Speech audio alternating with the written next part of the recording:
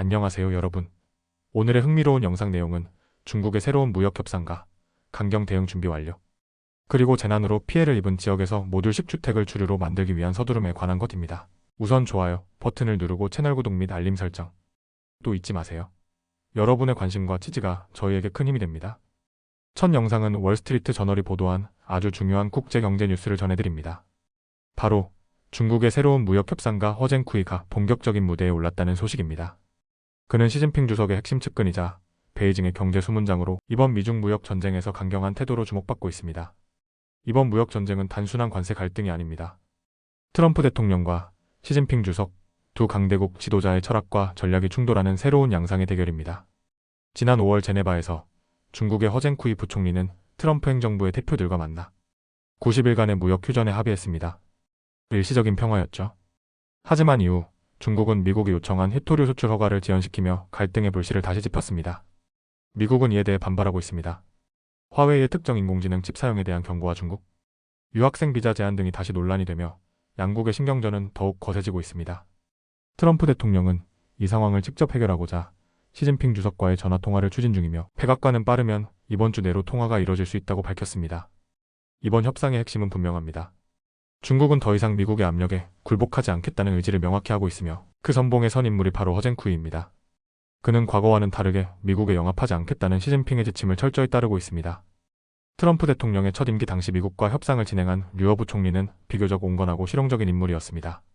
그러나 이번에는 다릅니다.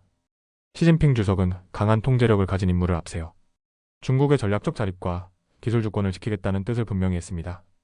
실제로 지난 4월 트럼프 대통령은 중국산 제품에 최대 145%의 고율 관세를 부과했습니다. 동시에 다른 나라들과 연대해 중국을 고립시키려는 움직임도 본격화했죠. 베이징은 즉각 보복에 나섰습니다. 관세뿐만 아니라 반도체와 전기차의 필수적인 히토류 수출을 제한하며 미국 산업의 핵심을 정조준했습니다. 이러한 전략은 단기적으로는 중국 경제에도 충격을 줄 수 있지만 시진핑 주석은 이를 장기적 자립으로 연결시키고 있습니다. 중국은 이제 과거보다 훨씬 더 준비되어 있습니다. 재생에너지, 인공지능, 로봇공학 등 전략 산업에서 미국과의 격차를 좁혀왔고 미중 기술 전쟁에서의 방어력이 강화되었습니다. 그렇다면 과연 이런 강경책이 중국에게만 유리할까요? 현재 중국은 부동산 시장 침체와 물가 하락, 실업 증가 등으로 경제 전반에 어려움을 겪고 있습니다. 미국과의 무역 충돌이 장기화되면 중국 경제가 더욱 큰 타격을 받을 수 있다는 우려도 큽니다.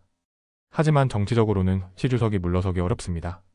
중국 지도부 내에서도 지금은 미국과 맞서기보다는 경제 회복에 집중해야 한다는 목소리가 나오고 있지만 시 주석은 여전히 미국의 약한 모습을 보이지 않으려 하고 있습니다. 허쟁쿠이는 협상 테이블에서도 미국식 방식보다는 중국의 계획, 경제 원칙을 고수하며 국제 기준보다는 자국의 통제력을 우선시합니다.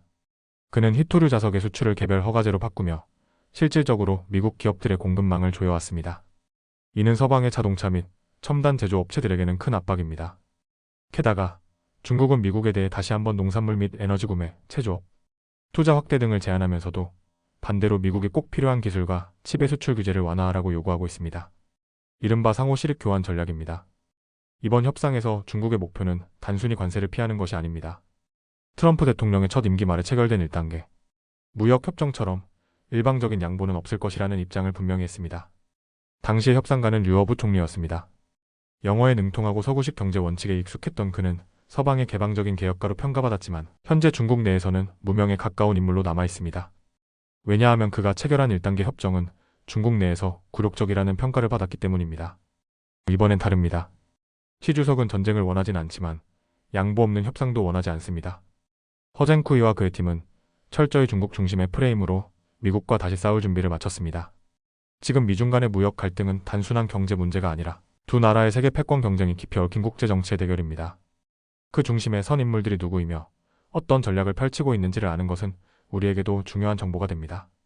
다음 영상은 미국의 권위 있는 경제지 월스트리트 저널이 보도한 중요한 주거기술 트렌드를 소개해드립니다.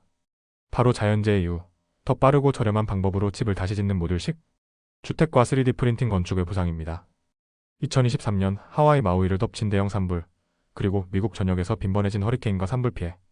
이런 재난은 단지 인간의 삶을 파괴하는 것에 그치지 않고 재건이라는 새로운 문제를 낳습니다.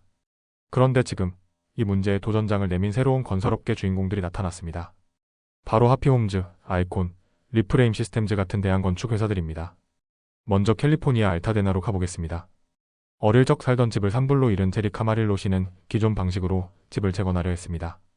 그런데 보험금이 전체 재건 비용의 일부밖에 지원되지 않는다는 걸 알게 되죠. 그러던 중 그는 공장에서 집을 미리 조립한 후 현장에서 간단히 설치하는 모듈식 주택을 제안하는 하피홈즈라는 회사를 만납니다.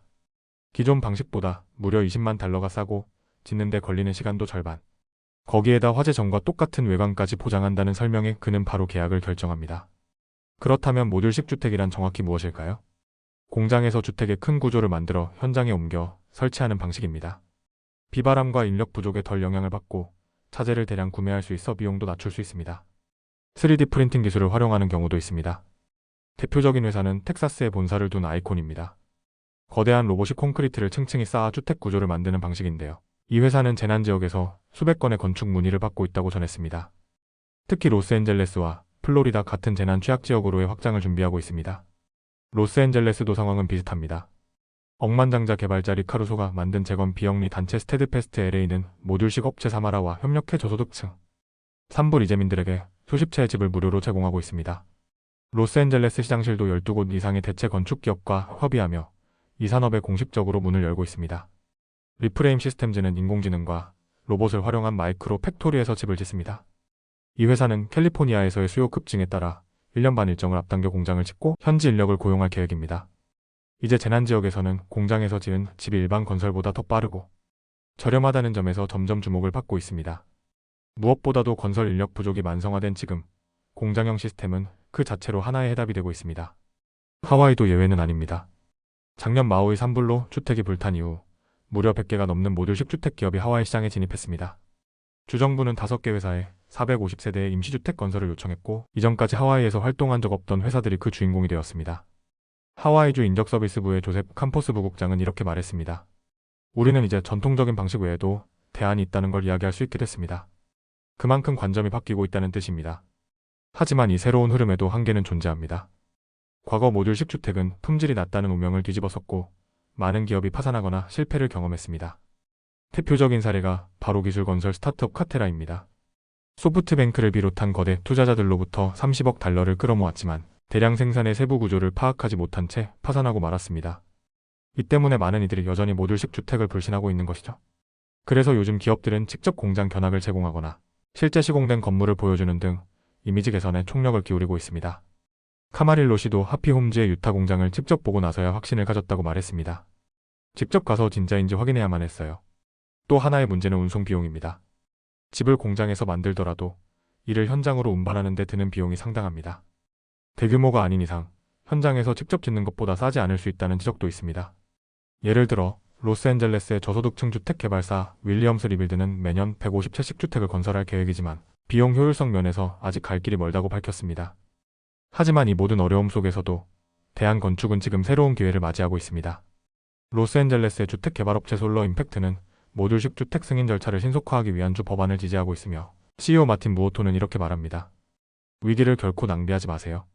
지금처럼 주택난이 심각한 시기, 그리고 기후변화로 인한 재난이 빈번한 시대에 전통적인 방식에만 기대기엔 너무 많은 시간과 비용이 들고 있습니다. 이러한 흐름은 단순한 기술의 진보가 아니라 우리 삶의 회복력에 관한 이야기입니다. 재난 이후 빠르게 일상을 되찾고 싶은 사람들, 그리고 그들에게 현실적인 선택지를 제시하고자 하는 기업들. 월스트리트 저널은 이 변화의 중심에서 모듈식 주택이 우리 사회의 새로운 표준으로 자리 잡을 가능성에 주목하고 있습니다. 오늘은 여기까지입니다. 다음 영상에서 더 유익하고 흥미로운 내용으로 찾아뵙겠습니다. 이 영상은 투자 의견이 아닙니다. 매우 감사합니다.